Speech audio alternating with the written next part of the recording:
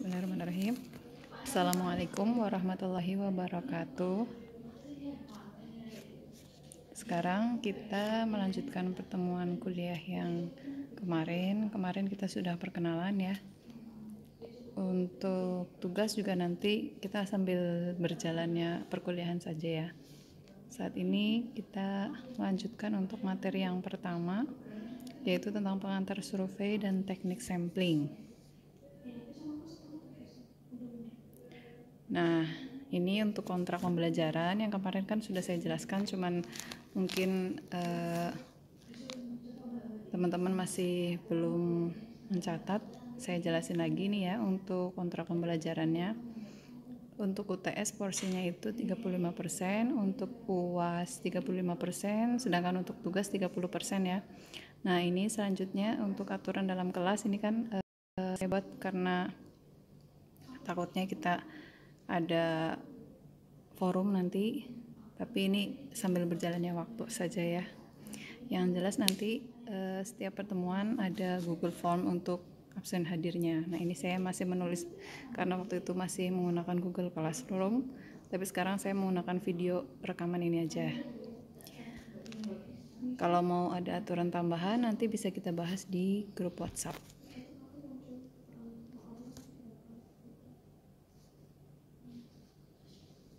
Nah, langsung saja. Sebelum kita memasuki materi inti, di sini saya akan menjelaskan terlebih dahulu apa sih definisi dari sampel dan populasi, karena nanti ke depannya kalian semua akan sangat sering mendengar kata-kata sampel dan populasi itu ya, karena kita membicarakan tentang teknik sampling. Nah, ini sampel adalah bagian dari populasi yang akan dilibatkan dalam penelitian yang merupakan bagian yang representatif dan merepresentasikan karakter atau ciri-ciri dari populasi.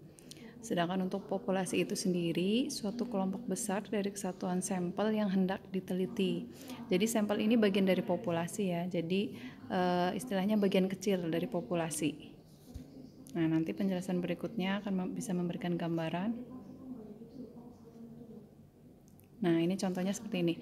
Misalkan dalam satu penduduk besar negara Indonesia, misalkan, terus kita ambil beberapa persen untuk kita jadikan sampel, kita ambil data, kita wawancarai misalkan.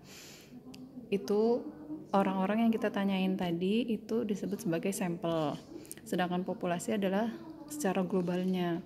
Nah, kalau untuk di lingkungan kita sendiri, misalkan di alam kita mau mengkaji tentang misalkan ikan kayak gitu, ya kita nggak harus ngambil semua ikan yang ada di laut, tapi kita cukup mengambil ikan beberapa ekor untuk kita teliti, kita ukur, misalkan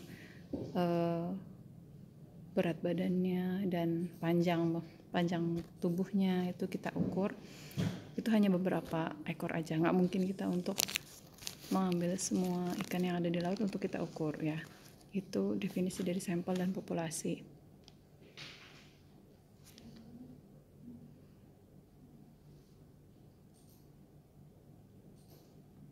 Selanjutnya, untuk syarat sampel yang baik, yang pertama itu objektif. Objektif itu sendiri pengertiannya itu harus sesuai dengan kondisi populasi yang akan diteliti. Jadi kita nggak boleh merekayasa, atau istilah lainnya harus apa adanya, tanpa adanya rekayasa dari peneliti itu sendiri. Nah, yang kedua representatif. Representatif itu artinya dia bisa menggambarkan kondisi yang sebenarnya dengan kita mengambil part bagian populasi itu, misalkan dari air, kita mau ngecek tentang kualitas air di sungai, kita misalkan cuma mengambil satu botol, tapi satu botol itu sudah bisa mewakili kondisi kualitas air yang sebenarnya. Itu syarat sampel yang baik ya, representatif istilahnya, mewakili gitu. Nah, yang ketiga memiliki variasi yang kecil. Dimaksudkan ini jadi dia nggak terlalu, perbedaan antara dengan sampel-sampel yang lainnya itu nggak terlalu besar gitu variasinya gitu ya. Terus yang keempat, relevan. Jadi harus relevan dengan tujuannya. Misalkan nih kita mau mengkaji tentang pencemaran air di sungai, ya kita ngambil airnya, bukan malah ngambil sedimennya misalkan gitu ya. Nah, terus harus tepat waktu. Yang dimaksud tepat waktu di sini misalkan kita mau mengkaji pencemaran tanah akibat pestisida misalkan, ya kita mengambilnya pada saat tanah itu terkena pestisidanya, bukan malah sebelum terkena pestisida gitu. Atau misalkan dengan gambaran yang lebih mudah, misalkan gini, kita mau mengkaji tentang penduduk pada tahun 2015 tentang pekerjaannya, berarti kita mengambil datanya yang 2015, bukan yang tahun 2014 gitu ya. Jadi memang harus sesuai dengan waktunya gitu, harus tepat waktu gitu ya. Nah, ini beberapa pertimbangan dalam memilih sampel. Yang pertama, anggaran. Kita harus mempertimbangkan, karena dengan kita mempertimbangkan anggaran ini kita akan lebih bisa istilahnya menghemat biaya. Jadi nggak asal-asalan ngambil sampel, malah di situ nanti kita bisa boros anggaran penelitian misalkan gitu ya. Dan waktu yang tersedia singkat. Kalau misalkan dengan kita mengambil sampel akan pastinya lebih singkat ya. Misalkan kita hanya penelitian misalkan tentang ikan, kita ngambil beberapa ekor ikan, itu akan jauh lebih singkat daripada kita harus mengambil keseluruhan ikannya gitu. Dan yang selanjutnya populasi. Selanjutnya lagi sifat dari pengukuran, destruktif dan non-destruktif. Yang selanjutnya biaya kesalahan sampling. Ya sebisa mungkin kita pertimbangannya itu jangan sampai kita sampling tapi masih ada kesalahan yang harusnya kita ngambil di titik A, ternyata kita mengambil di titik B. Itu akan membengkakkan anggaran gitu ya. Selanjutnya biaya kesalahan non-sampling, ini di luar pada saat pengambilan sampel. Misalkan mungkin biaya analisis laboratorium, kalau kita tidak mempertimbangkan jenis-jenis sampel yang mau kita ambil, itu akan menyia-nyiakan anggaran penelitian misalkan gitu ya. Kalau ini berbicara tentang penelitian. Nah, itu tadi definisi sampel dan populasi sebelum kita membahas tentang materi yang akan kita bahas hari ini. Karena nanti kita akan sering mendengar apa sih sampel kayak gitu. Jadi pengetahuan singkat untuk bisa membedakan sampel dan populasi. Poin pembahasan untuk materi ini itu yang pertama definisi survei dan sampling, karena kita masih berbicara tentang pengantar metode teknik survei dan sampling ya. Kita bicara dulu tentang definisi survei dan sampling. Selanjutnya nanti kalau sudah kita bicarakan tentang definisi, nah kita akan memahami tentang tujuan dan arti pentingnya survei dan sampling lingkungan.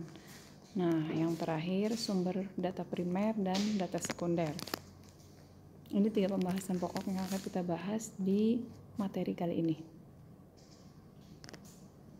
Nah, sebelum saya menjelaskan, ada yang tahu nggak apa sih survei, apa sih teknik sampling secara sederhana aja? Nanti jawabannya kalian tulis di Google Form yang saya bagikan untuk absensi perkuliahan hari ini. Oke? Secara singkat aja, survei itu apa, kayak gitu ya. Teknik sampling itu apa. Nanti dari selesai kalian menyimak materi ini akan bisa lebih jelas membedakan antara survei dan teknik sampling gitu ya.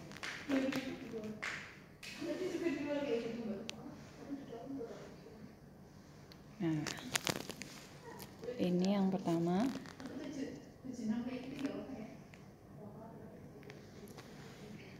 Maaf ya, ini fotonya, kameranya jadi saya geser sana ke sini biar nggak menutupi materi. Kalau menurut menurut KBBI, Kamus Besar Bahasa Indonesia, mana nih kok nggak keluar-keluar.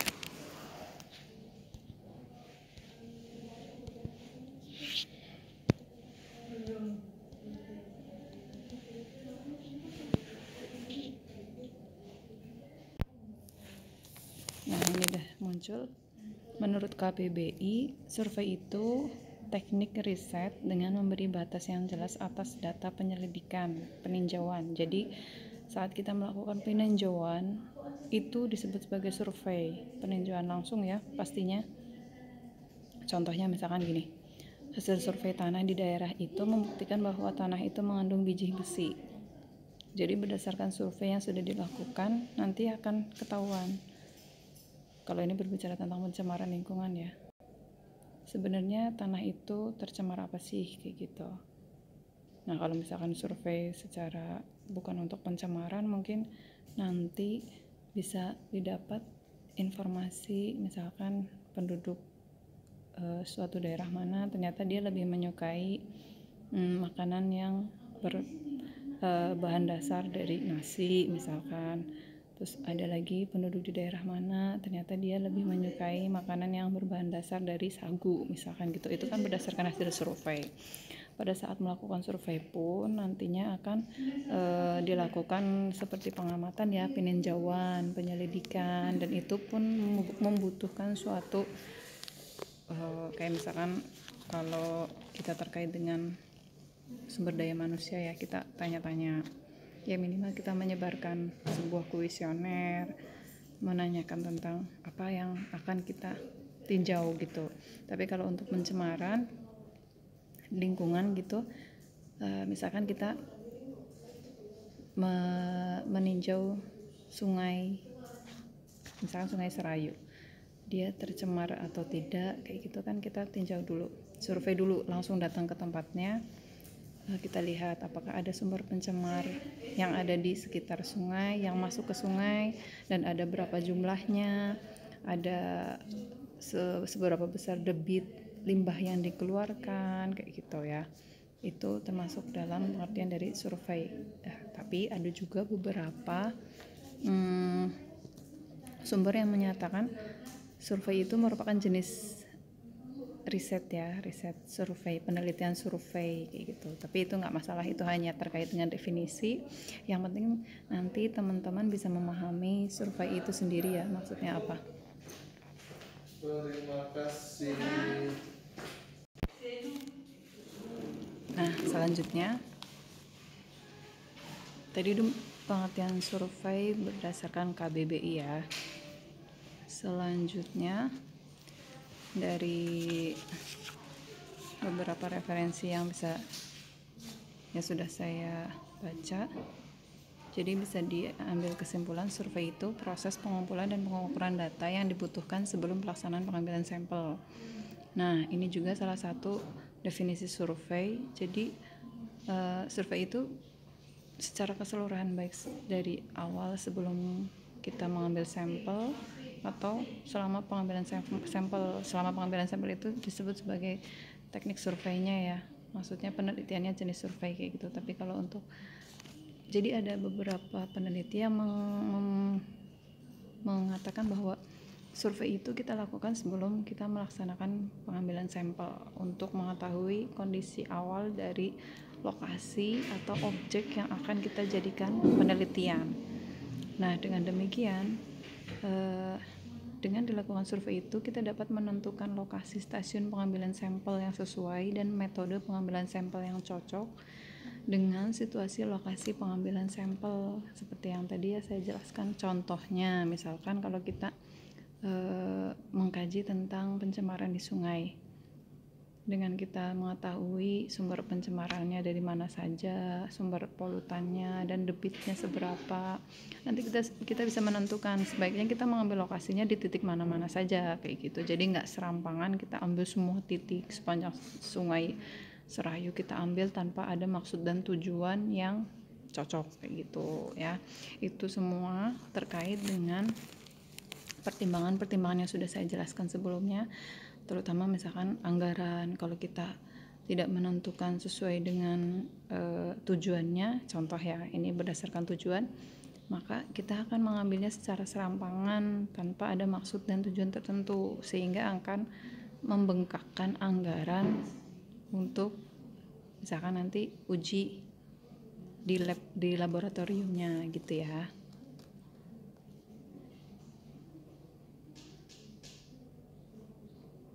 Nah, ini contohnya survei lapangan pemantauan kualitas air. Ini saya dapat dari panduan aplikasi kualitas air. Nanti bisa kalian baca, cari di Google. Nah, ini survei lapangan pemantauan kualitas air perlu dilakukan dengan langkah-langkah sebagai berikut. Yang pertama, menggunakan dan kerjasama dengan penduduk lokal untuk dapat menggali informasi yang lebih mendalam dan rinci. Ya pasti ya, karena kita mengkaji tentang lingkungan, pastinya kan kita juga harus mengetahui dari pendapat penduduk lokal, terutama efek dari misalkan efek dari industri itu ke masyarakat itu seperti apa gitu. Jadi kita dengan mengadakan survei lapangan itu kita bisa tahu industri itu dampak ke masyarakatnya apa kayak gitu ya. Karena kan kita nggak mungkin hanya mengkaji dari misalkan binatangnya saja, tapi kita juga mengkaji dari sisi manusianya itu, dia mendapatkan dampak nggak sih dari adanya industri itu misalkan gitu. Terus yang kedua, selama survei harus diperhatikan kondisi cuaca dan banjir guna menjaga keselamatan tim survei ini, terutama untuk pengambilan sampel atau enggak pelaksanaan survei di lokasi-lokasi yang cukup rawan ya, misalkan kita ngambil di sungai atau enggak kita mengambil di laut gitu ya, atau enggak memang itu lokasinya di bawah gunung kayak gitu kan, kita tetap harus memperhatikan perakiraan cuacanya. Jadi jangan asal kita langsung berangkat untuk mengambil sampel atau untuk survei tanpa memperhatikan kondisi alam ya, karena itu akan membahayakan tim survei gitu ya. Kita sebagai tim teman-teman nantinya ke depannya sebagai tim survei juga tetap harus memperhatikan keselamatan diri ya. Nah, yang selanjutnya sebelum berangkat siapkan waktu jadwal survei. Itu tadi salah satu penentuan jadwal survei juga memperkirakan dari cuaca, tapi ada juga yang berdasarkan misalkan kegiatan, maksudnya pelaksanaan kegiatannya ya.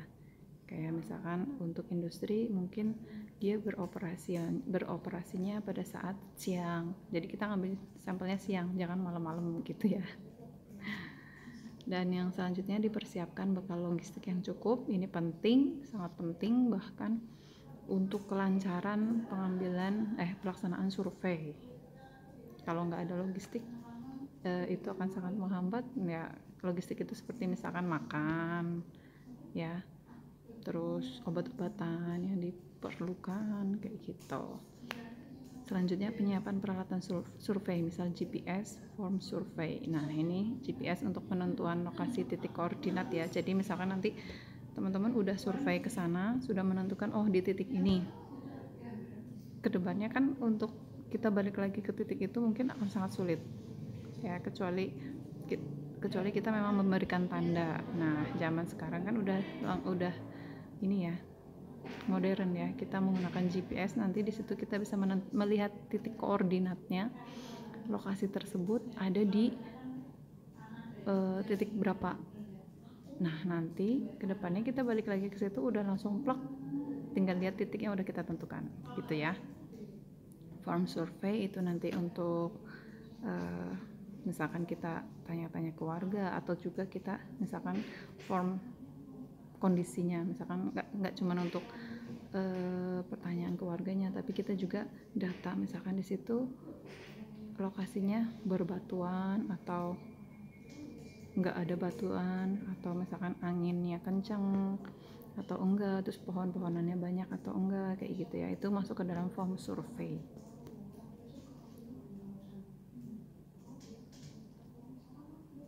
Selanjutnya, nah ini contoh, kalau tadi kan untuk kualitas air ya.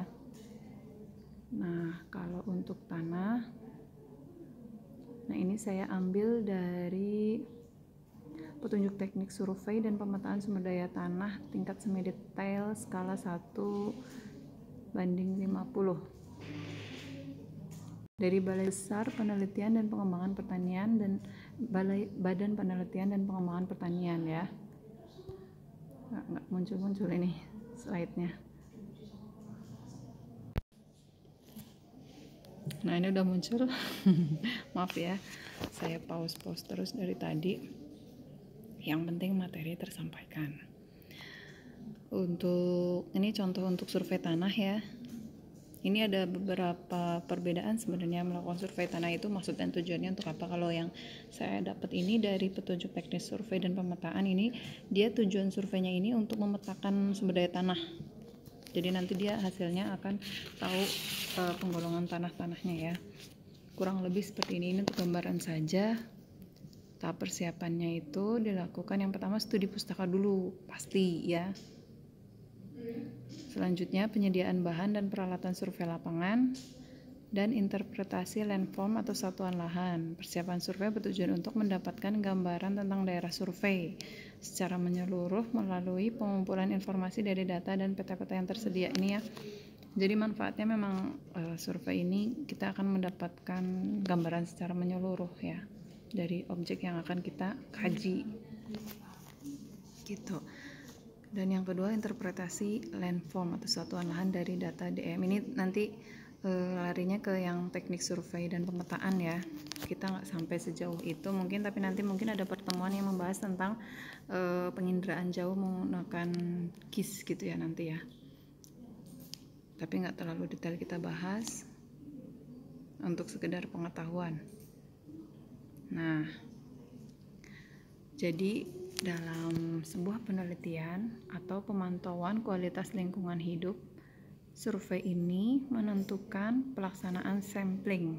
Nah, yang dimasuk survei ini survei pendahuluan ya. Menentukan pelaksanaan sampling nanti ke depannya. Jadi sebelum kita mengambil sampel, kita survei dulu lokasinya seperti apa. Nanti itu akan menentukan pelaksanaan sampling pengambilan datanya ya. Nah, dengan kita melakukan survei ini akan menentukan titik sampling, metode sampling, alat dan bahan sampling, waktu pengambilan sampel dan lain-lain. Jadi banyak manfaat dari kita melakukan survei ini, terutama survei pendahuluan. Ini dengan kita melakukan survei nanti kita pun tidak akan membawa misalkan penentuan alat dan bahan sampling ya. Dengan kita melakukan survei kita akan mengetahui medan lokasi tempat kita melakukan pengambilan sampel. Jadi kita akan tahu sebaiknya kita membawa alat dan bahan apa saja yang memang sesuai dengan kondisi lapangannya gitu ya. Nah, dengan demikian survei ini penting dilakukan atau tidak sih? Nah, nanti teman-teman jawab di Google Form yang nanti saya bagikan ya. Nanti ada beberapa pertanyaan yang diisi sekaligus mengisi absensi untuk perkuliahan hari ini.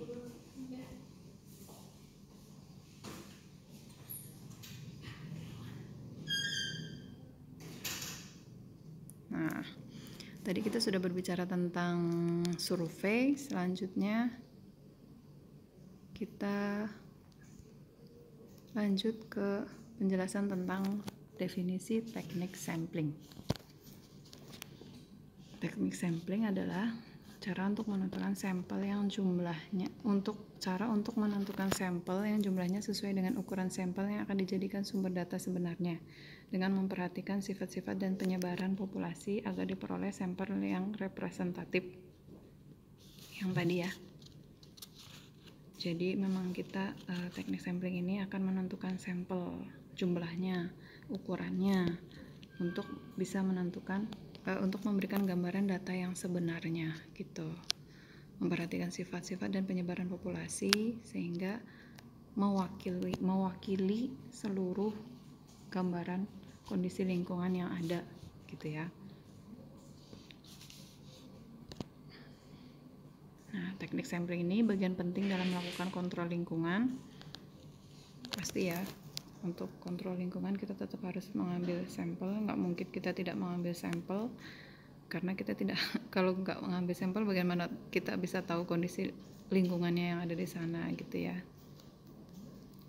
Teknik sampling ini bertujuan mengumpulkan sampel representatif dari sebagian kecil dari lingkungan dan menganalisisnya untuk memberikan informasi tentang komposisi area tersebut. Nah, misalnya nih, jelas tidak mungkin untuk menganalisis semua air di danau, sehingga sebagian air harus dikumpulkan dan dianalisis untuk menentukan konsentrasi bahan yang terkandung di dalam danau. Nah, ini ya contoh-contoh dari tujuan kita mengambil sampel di lingkungan. Kita nggak mungkin kan untuk ngambil semua air yang ada di danau. Misalkan kita lagi mau mengkaji tentang suatu danau, pasti kita cuma ngambil sedikit aja, sebotol atau 2 botol untuk kita analisis di laboratorium. Kalau kita lagi sedang mengkaji tentang kandungan logam beratnya, ya kita nanti uji logam beratnya. Kalau misalkan untuk bahan organiknya, ya kita uji bahan organiknya gitu. Nah, begitu juga untuk udara. Kita nggak mungkin mengambil semua udara untuk mengetahui tingkat polusi udara ya.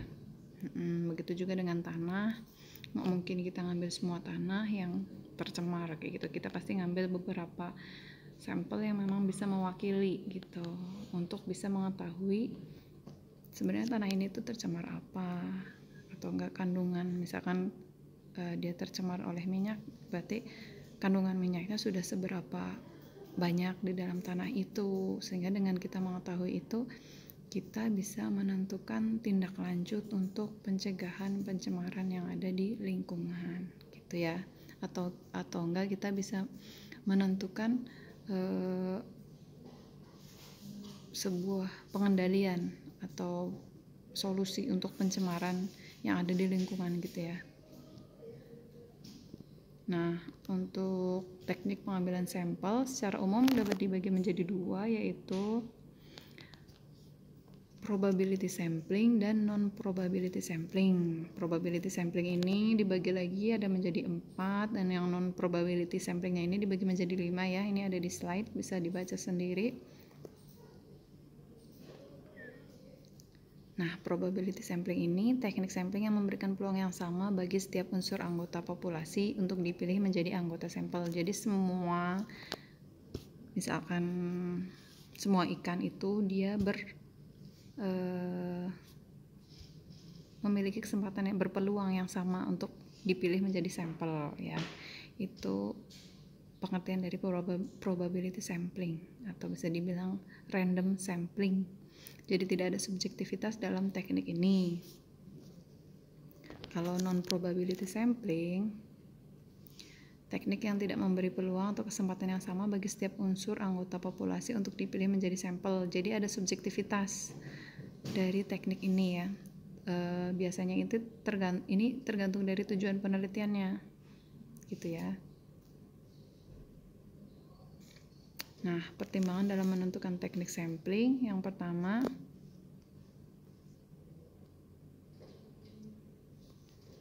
tujuan dari penelitian itu sendiri, pola dan variabilitas pencemaran lingkungan, dan yang ketiga ini yang biasanya paling menentukan ya, biaya penelitian. Oke.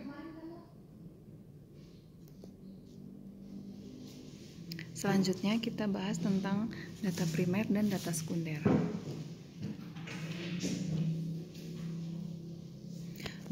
Data primer itu data yang dikumpulkan langsung di lapangan oleh orang yang melakukan penelitian ya. Misalkan saya lagi mau penelitian, berarti data yang saya peroleh di lapangan itu yang disebut sebagai data primer. Misalnya data hasil wawancara, hasil observasi lapangan, itu data mengenai informan itu data primer ya.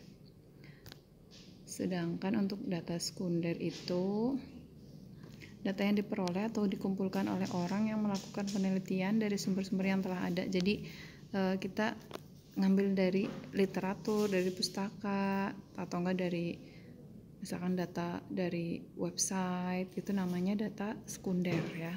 Jadi sekedar untuk mendukung, biasanya untuk mendukung informasi primer gitu ya.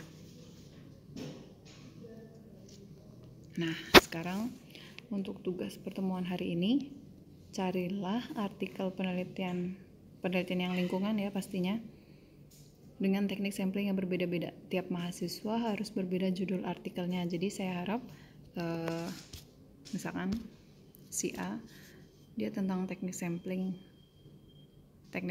A itu di lingkungan air. Ntar yang siapa lagi teknik sampling B di lingkungan tanah, kayak gitu ya.